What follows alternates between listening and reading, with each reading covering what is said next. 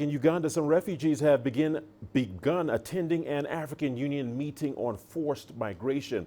Africa is home to over 25 million forcibly displaced persons.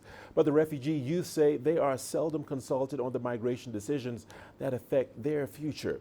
CGTN's Isabel Nakirya has more. Refugee youth accuse their leaders of brushing their ideas aside. Young refugees say they would like to be part of the response to the refugee crisis. Discussions on forced migrations in Kampala focused on that possibility. There is a big issue now that we are discussing actually at the African Union and at the mediation operation unit, that young people are not at the table of negotiation. So even when young people are participating, they're consultation. And there is difference between consulted and participating. Uganda is home to around 1.4 million refugees, most of them from South Sudan. And despite refugees benefiting from social services like Ugandan nationals, some say their ideas for peace negotiations are key. These leaders are not ruling themselves, they are ruling the people themselves.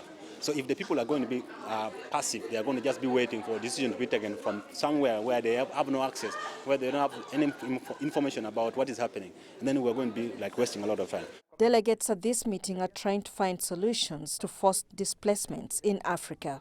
To end the refugee crisis, young refugees say fresh ideas from young minds need to be brought to the table. They demand that their voices be heard during talks to find lasting solutions to forced migrations. The UN Refugee Agency, UNHCR, says it's becoming harder to feed the millions of refugees on the continent, and a solution needs to be urgently found.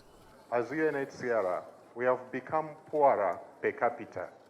Whereas we started off with $300,000 over 70 years ago, we had fewer refugees. Now we have more refugees and we are getting fewer and fewer resources.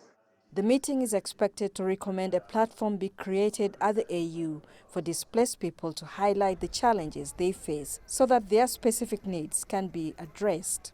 Isabel Nakirya, CGTN, Kampala, Uganda.